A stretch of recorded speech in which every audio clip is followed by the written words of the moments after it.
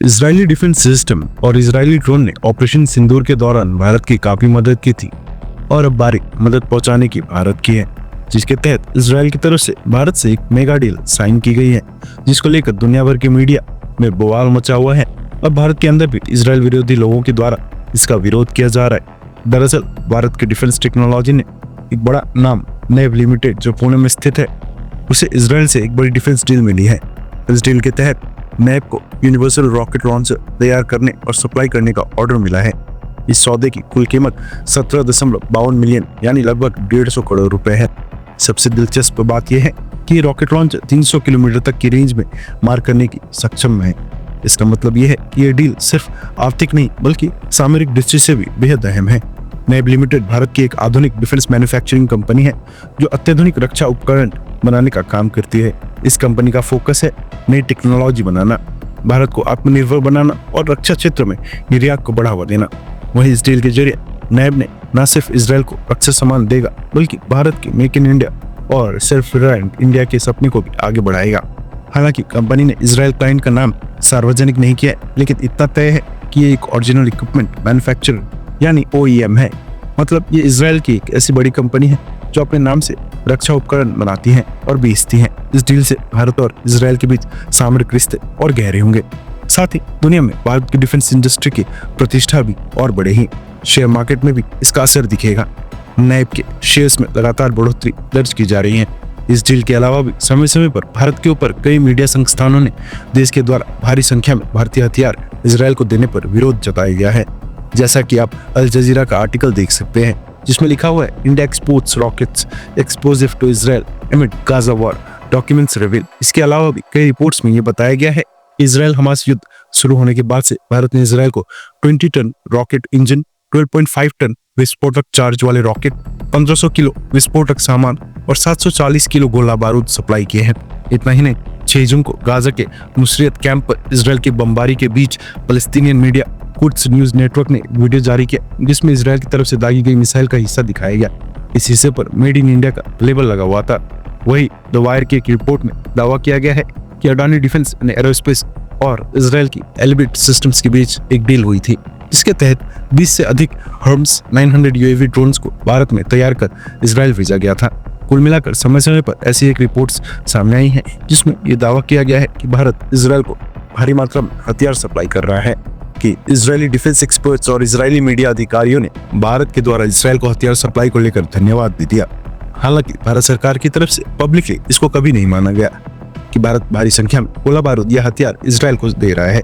लेकिन सवाल ये उठता है कि अगर भारत मदद कर भी रहा है तो भारत इसको एडमिट क्यों नहीं करता। भारत के गोला बारूद न सिर्फ काफी ज्यादा इफेक्टिव है बल्कि बाकी दुनिया के कंपैरिजन में काफी सस्ते भी हैं। यही कारण है कि यूरोप से लेकर आर्मेनिया और बाकी दुनिया के देश भारत से गोला बारूद खरीदते हैं। अगर ऐसे में इजरायल भी खरीदता है तो इसमें क्या गलत है?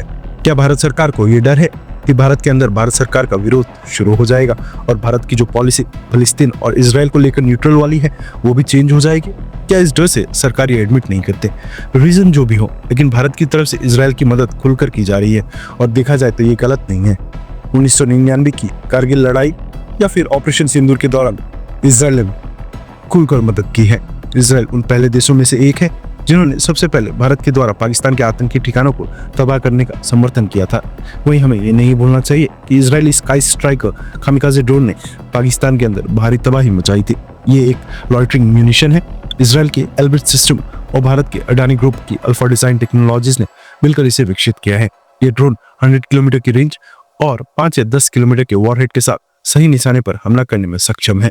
इसके अलावा Barak 8 medium range surface to air missile, ये मिसाइल भारत की DRDO और इजरायली एरोस्पेस इंडस्ट्रीज यानी IAI द्वारा संयुक्त रूप से विकसित की गई है। इसकी रेंज 70 से 80 किलोमीटर है और ये विमान, ड्रोन और क्रूज मिसाइल्स और बैलिस्टिक खतरों को नष्ट कर सकता है। ये मिसाइल भारत के DRDO इजरायली एरोस्पेस इंडस्ट्रीज द्वारा संयुक्त रूप से विकसित की गई है। ऑपरेशन में इसका उपयोग पाकिस्तानी ड्रोन और मिसाइल हमलों को रोकने के लिए किया गया था। बात यही खत्म नहीं होती। इजरायली हेरॉप लॉइटरिंग म्यूनिशन और इजरायली हेरॉन मार्क 2 ड्रोन का उपयोग भी भारत ने इस ऑपरेशन के दौरान खूब बड़े पैमाने पर किया और इसमें हमें सफलता भी मिली। इजरायल के राजदूत रनान अजार और प्रधानमंत्री बेंजामिन नेतन्याहू ने ऑपरेशन के बाद भारत की आत्मरक्षा का अधिकार का समर्थन भी किया था।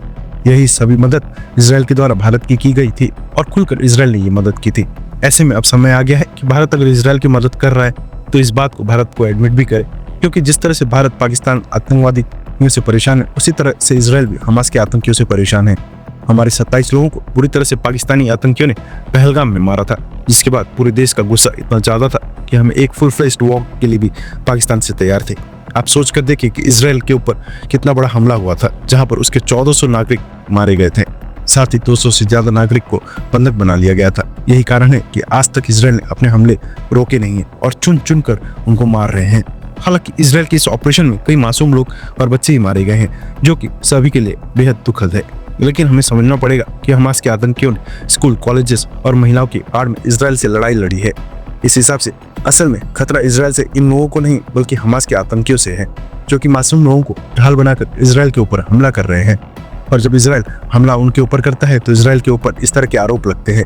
बाकायदा इसराइल ने अपने ऑपरेशन के दौरान कई बार अपने हमले से पहले पर्चियां बनती हैं कि किस जगह पर वो अटैक करेगा। भारत के अंदर भी काफी सारे लोग जो हमास का समर्थन करते हैं, वो ये बात कहते हैं कि इसराइल हमला करना बंद क्यों नहीं करता। तो वही इसराइल के द्वारा भी ये बात कही जा रही थी कि हमारे नागरिकों को छोड़ दिया जाए जिन्हें बंधक बनाया गया है, साथ ही आप हमला करना बंद कर दें, हमारे से लड़ना बंद कर दें और हमारे ऊपर आतंकी हमला करना बंद कर दें, जिसके बाद हम भी कार्रवाई बंद कर देंगे। क्योंकि इसराइल का सिंपल ये मानना है कि अगर हमास ने हमला करना बंद नहीं किया और आतंकवादी गतिविधियों पर ब्रेक नहीं लगाई तो कभी ये विवाद होगा ही नहीं। लेकिन इसराइल ने लड़ना छोड़ दिया तो शायद इसराइल ही नहीं बचेगा। यही कारण है कि इसराइल तब तक लड़ना नहीं छोड़ता जब तक आतंकवादियों की कमर नहीं टूट जाती और उनको एलिमिनेट नहीं कर दिया जाता। साफ है कि भारत और इसराइल जब से बने हैं तब से आतंकियों ने घटनाओं से परेशान रहे हैं और इसराइल की तरफ से हमेशा से खुलकर भारत का सपोर्ट किया गया है। भारत की तरफ से भी बैकडोर चैनल के थ्रू सपोर्ट किया गया है। लेकिन अब समय आ गया है कि भारत अगर हथियार वगैरह भी प्रोवाइड कर रहा है तो उसको भी भारत सरकार एडमिट करे।